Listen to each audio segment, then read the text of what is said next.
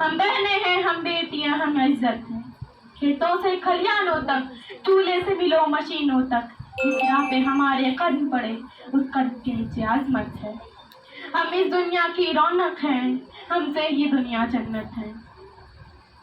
تم شریعت و حیا کے تقاضوں کی بات کرتے ہو، ہم نے ننگے جسم کو ملبوس حیا دیکھا ہے۔ تم شریعت و حیا کے تقاضوں کی بات کرتے ہو، ہم نے ننگے جسم کو ملبوس حیا دیکھا ہے۔ دیکھے ہیں ہم نے احرام میں لپٹے کئی ابلیس، ہم نے کئی بار میں خانے میں خدا دیکھا ہے۔ جناب صدر، بات جب حجاب پر چھڑتی ہے تو اندازہ ہو جاتا ہے کہ یہ وہ ایک شرعی مسئلہ ہے جسے نظریے کا شخص جیسے چاہتا ہے اسے اپنی ترجیحات کے مطابق استعمال کرتا ہے۔ جناب صدر، جب ایک باپ اپنی بیٹی سے آئی فون پروٹیکٹر کور کی وجہ دریافت کرتا ہے تو جواب ملتا ہے کہ ایک فون کی حفاظت ہے۔ جب دوسرا سوال پوچھا جاتا ہے کہ فون کی حفاظت عامہ فون کی زیبائش کو متاثر نہیں ہوتی، تو جواب ملتا ہے زیبائش بھلے ہی متاثر ہو پر چیز تو قیمتی ہے، حفاظت ضروری ہے۔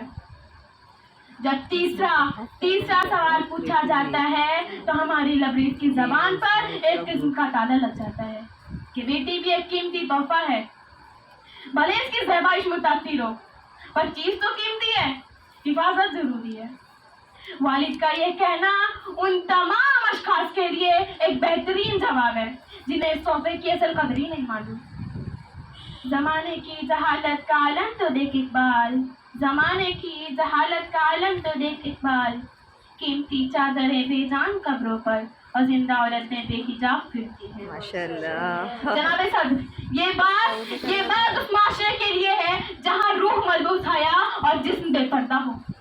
ہمارے معاشرے کی بات کی جاتی ہے تو بدقسمتی سے یہ عنوان اس کے برعکس پایا جاتا ہے۔ ہمارا معاشرہ تو کچھ ایسا معاشرہ ہے جہاں عبایوں اور پردوں میں جسم لپٹے ہوئے ہیں۔ سلیقہ تم نے پردے کا بڑا انمول رکھا ہے، سلیقہ تم نے پردے کا بڑا انمول رکھا ہے، یہی قاتل نگاہیں انہی کو کھول رکھا ہے۔ پردہ تو ہوگا کیونکہ ہمارے یہاں پردہ تو صرف جسم کے پردے کو تو ظہور کرتا ہے، جبکہ پردہ تو روح اور نظروں کا ہونا چاہیے۔ پردے کا ذکر تو علامہ اقبال نے کیا ہے۔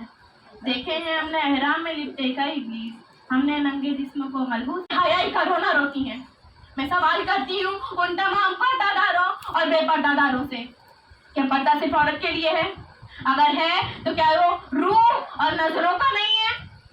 کیا پردہ ایک مرد کی حیا اور عورت کے کردار میں رضا کی چادر ہونی نہیں چاہیے؟